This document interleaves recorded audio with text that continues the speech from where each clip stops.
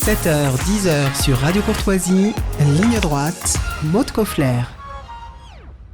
Un peu de légèreté maintenant puisque nous vous emmenons faire la tournée des patrons dans les 100 meilleurs bistrots à vin de Paris choisis par notre invité Bruno Carlian. Bonjour.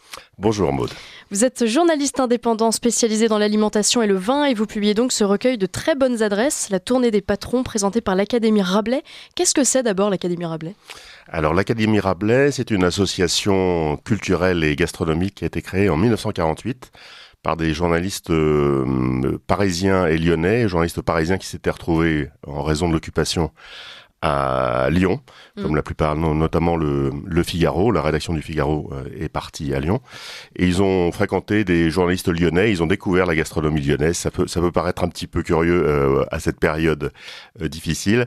Et pour consacrer leurs liens qu'ils avaient tissés avec les journalistes lyonnais, ils ont créé en 1948 cette association de journalistes, de dessinateurs. Et donc, depuis presque 80 ans, cette association continue d'exister. Et vous faites partie de l'Académie Rabelais ? Et alors, je fais partie de l'Académie Rabelais. Voilà, on est une cinquantaine de membres.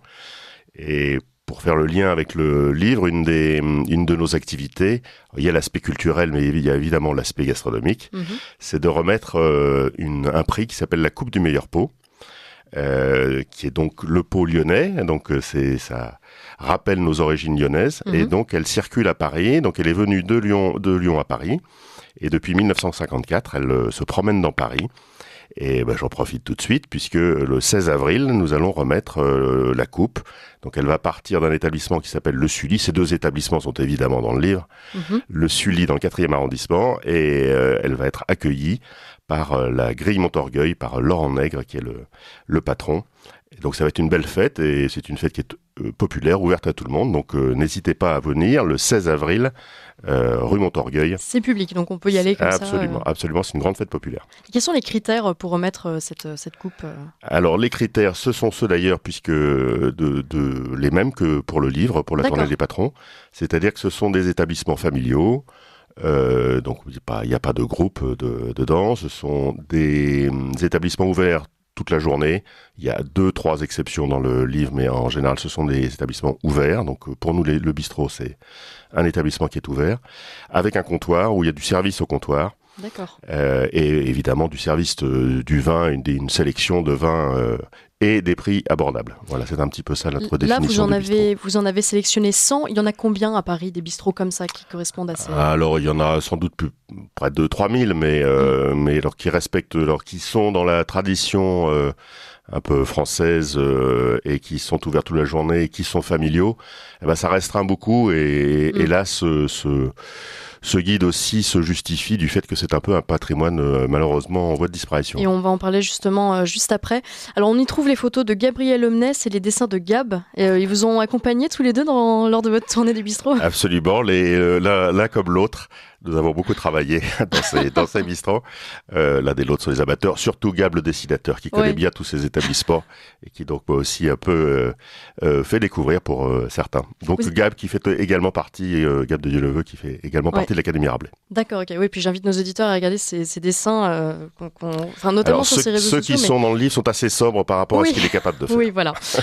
Vous y passez beaucoup de temps dans les bistrots ? Ça fait partie de votre vie, de votre Alors en fait, ça quotidien. faisait beaucoup partie. C'est aussi une chose qui s'est tout à fait perdue. Ça faisait tout à fait partie de la vie des journalistes autrefois, jusqu'à il y a encore une vingtaine d'années. On s'y retrouvait et donc c'est un peu cet aspect-là du métier que j'ai connu encore quand j'ai débarré il y a une trentaine d'années. On se retrouvait, on invitait des informateurs, on déjeunait avec des professionnels, quelquefois avec des policiers, ça arrivait. Et voilà, on s'informait, ça faisait vraiment complètement partie de la vie du journaliste que d'aller au bistrot et d'aller partager et de manière tout à fait privée ce qui restait, ce qu'on disait restait tout à fait entre nous, mais ça en faisait vraiment partie, notamment dans le quartier dans lequel je travaillais, qui était le quartier des Halles, où il y avait aussi beaucoup de journaux de rédaction qui se trouvaient là à l'époque, ce qui est aujourd'hui beaucoup moins le cas. Et ça s'est perdu cette tradition ? Ça s'est perdu parce que il y a beaucoup à la fois de pression du travail. On rembourse moins les notes de frais aussi, il faut bien le dire, ce qui était encore le cas il y a quelques années. Et puis c'est moins dans le mode de vie des journalistes d'aujourd'hui. Donc je fais un petit peu partie des dinosaures qui allons encore se retrouver entre collègues aussi et en invitant des gens. Et moi je considère que ça fait vraiment partie du métier que de rencontrer des gens au bistrot. Et les bistrots sont vraiment faits pour ça. Alors justement, vous louez une façon de vivre dans ces lieux parfois insolites. Qu'est-ce qui vous émeut? Qu'est-ce que vous aimez le plus chez ces bistrotiers et dans ces bistrots de façon générale? Alors ce sont vraiment des personnes, je voudrais insister là-dessus. D'ailleurs le livre, les photos, ce sont essentiellement des photos des patrons et des patronnes, ce sont des portraits.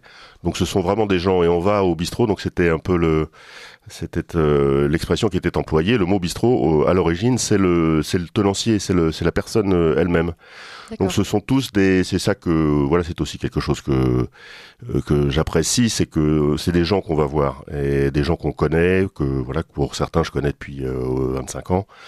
Et qui ont tous leurs particularités, leurs origines géographiques par exemple. Donc c'est très important que vous retrouverez dans le livre. J'ai en général essayé de retracer. Alors il y en a beaucoup de l'Aveyron, il y a beaucoup de l'Auvergne évidemment, mais il y en a aussi de Bretagne, il y en a un petit peu partout en France. Donc ils ont tous gardé ça un petit peu dans leur cuisine et quelquefois dans leur vin, sont marqués par leurs origines. Ouais. Est-ce qu'il y a un portrait, une personnalité qui vous a marqué, qui vous a peut-être un peu plus ému que les autres? Alors j'imagine qu'il y en a plein, vous avez beaucoup d'amis. Il y en a beaucoup d'amis, donc je vais faire beaucoup d'ennemis aujourd'hui. Un coup de cœur, quelque chose. Oui, ce que c'est aussi un aspect sur lequel je voudrais insister, c'est que ce sont beaucoup des bistrots qui se retrouvent pas tellement dans des guides, faut bien le dire. Oui. Pour la plupart, vous les trouverez pas ailleurs. S'il y en a un à citer, parce que c'est une grosse personnalité, un peu politiquement incorrecte, je sais qu'à Radio Courtoisie vous aimez ça. Il s'appelle Christophe Chenal, c'est au Verre à Vin, dans le 12e arrondissement, à côté de la gare de Lyon. C'est une vraie belle adresse pour le vin, on boit très bien, on boit de jolies choses, du vin au verre, et il y a une belle ambiance, une belle équipe, très sympa. Alors j'ai personnellement un coup de cœur pour Christophe du Vaudésir, Pierre Christophe, je crois qu'il s'appelle exactement. Pierre Christophe, absolument. Vaudésir, un tout petit bistrot dans le 14e arrondissement, dans une rue par laquelle on ne passe pas forcément très régulièrement. Et j'ai vu qu'il était dans votre guide, ça m'a vraiment fait plaisir. C'est aussi un ami et qui est vraiment passionné, lui-même évidemment par sa vie de bistrotier, mais dès qu'il a un moment de libre, il va voir les autres bistrots. Ouais. Il adore ça, il aime, il fait le lien aussi entre les bistrots dans un milieu qui est assez individualiste. Il crée aussi un peu du lien. Et lui n'était pas issu de ce métier à l'origine. Pas du tout. Je sais plus exactement ce qu'il faisait, mais rien à voir. Il n'était pas du métier et il a repris. Alors là, en l'occurrence, vraiment c'est un vrai pari. Un vrai pari, un endroit qui a gardé énormément de charme. Alors je sais qu'il y animait d'ailleurs hier une conférence, je fais une toute petite parenthèse, en ce moment où on est en pleine période un peu de promotion des bistrots, puisque samedi dernier, alors un petit peu à l'initiative, non pas de l'Académie Rabelais, mais d'une autre association qui s'appelle Bistrot et Café de France, nous avons été sollicités par la mairie de Paris pour remettre 62 bistrots parisiens la médaille de vermeil de la ville de Paris. Donc c'était une très belle cérémonie samedi dernier. On fait des conférences. Alors, moi, j'en anime une samedi, si vous êtes à Paris, 39 rue Saint-Ambroise, dans le 11e, au Gallia, qui est un des bistrots qui est bien sûr dans le livre, entre 18h et 20h, sur le thème du bistrot parisien. Et toutes ces animations vont se terminer dimanche des Rameaux. Il y aura une autre procession un peu différente. C'est la course des cafés qui relance la course des garçons de café. Excellent. Voilà, ça fait 15 ans qu'elle n'avait pas été organisée et donc elle revient dans les rues de Paris. Et ça se passe où ? Alors ça se passe dans le Marais, il y a la boucle est au centre de Paris qui est piétonnier, donc ça facilitera les choses. D'accord. Mais ça va être une belle fête. Excellent. Alors vous disiez tout à l'heure que vous craignez, en tout cas, vous considérez que ce patrimoine est en danger, le patrimoine des bistrots. Est-ce que vous partagez, j'imagine que oui, le combat d'Alain Fontaine, maître restaurateur et patron du Mesturet, qui souhaite inscrire les bistrots et terrasses de Paris au patrimoine de l'UNESCO? Alors, effectivement, j'ai fait partie du petit groupe qui a lancé cette idée avec, bien sûr, Alain Fontaine, qui a un dynamisme incroyable, qui est bien sûr dans ce guide. Oui, bien sûr, on partage. Malheureusement, c'est un dossier qui est un peu difficile. Ça fait maintenant 5 ou 6 ans que nous sommes dessus. Ouais. Mais je désespère pas. Alain Fontaine est quelqu'un de très combatif, donc pour moi, ça fait vraiment incontestablement partie de l'identité de culturelle française que la pratique du bistrot. Donc j'espère que le ministère de la Culture, puisque pour l'instant le dossier est au ministère de la Culture, finira par le comprendre. Voilà, c'est un dossier assez académique, mais je suis sûr qu'on va le faire aboutir. Et pourquoi ce patrimoine est-il en danger pour vous ? Alors, pour des raisons certainement économiques. Alors, il faut quand même dire que c'était une vie, la vie de bistrotier, qui est une vie qui était dure. Je pense que beaucoup des enfants de bistrotiers qui ont grandi dans ces bistrots-là ont pas voulu vivre la vie qu'ont vécu leurs parents, de démarrer à 7h du matin, de finir à 20h, de pas avoir de week-end, ce qui est tout à fait compréhensible. Beaucoup maintenant essayent d'aménager un peu leurs horaires de manière à de pas travailler le week-end, par exemple. Il y a beaucoup, alors vous serez indulgents, mais vous regarderez dans le guide, vous ferez attention, il y en a beaucoup qui ne sont pas ouverts le week-end, il y en a certains qui ne sont pas ouverts le soir. De manière à avoir une vie qui soit conciliable avec une vie de famille. Donc je pense que c'était en grande partie l'explication, ce qui fait que beaucoup de ces fonds de commerce sont partis dans des chaînes avec des salariés, mais ça n'est pas du tout la même chose. Oui, alors il y a eu aussi la crise sanitaire, évidemment, qui a impacté fortement les bistrots. Est-ce qu'ils vous en parlent encore, les patrons de bistrots ? Est-ce qu'il y a toujours cette... Alors ils en parlent, pour être tout à fait honnête, ils ont quand même été aidés, oui. assez bien protégés. Et à l'inverse, je pense que précisément grâce à cette période, les gens ont redécouvert l'importance que ça avait dans leur vie. Il y a eu beaucoup de débats autour de ça, avec ces débats ridicules de manger debout, assis, etc., qu'on a tous connus. Mais je pense que vraiment ça a été une prise de conscience, ça a été vraiment un symbole aussi, la réouverture des terrasses. Les gens ont pris conscience, ça faisait vraiment partie de leur mode de vie et de leur vie sociale. Finalement, tout ça, cette façon de vivre, ces rencontres, cette spontanéité, ce verre de vin servi sur le zinc, est-ce que ça ne ressemble pas un peu à l'ancien monde, à des parenthèses ouvertes sur le passé qui se referment lorsqu'on a quitté l'établissement ? Est-ce que vous n'avez pas le sentiment de voyager un peu quand vous entrez dans un bistrot, puis de ressortir et de retourner dans un monde complètement différent ? Un peu, il y a un peu de ça. C'est d'ailleurs peut-être aussi un petit peu ça qu'on cherche.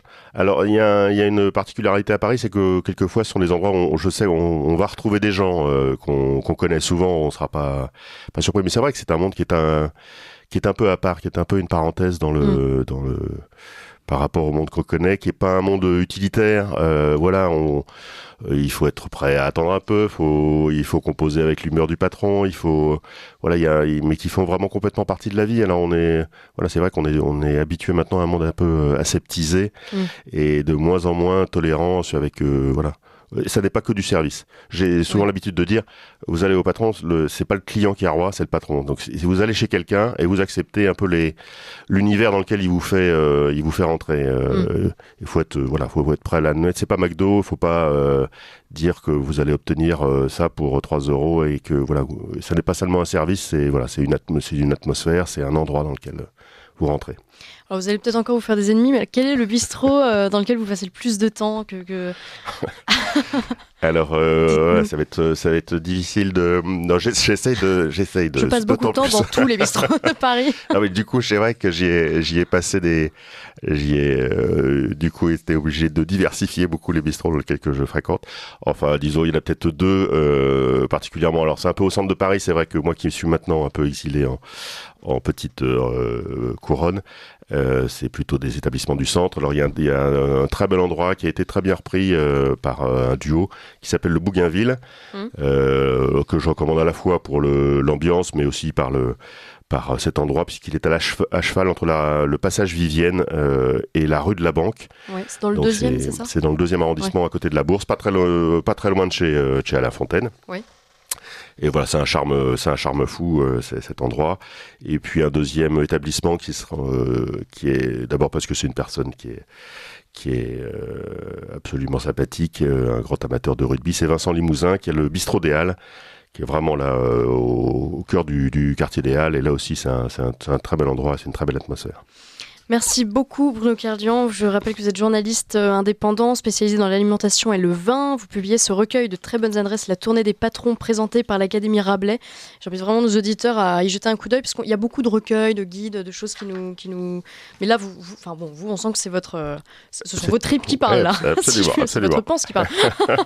Merci beaucoup. Alors pour le retrouver, le plus simple, c'est il y a un site dédié qui s'appelle la tournée-le-du-8 despatrons.com. Très bien, merci beaucoup, c'est noté. Merci à vous, Maud.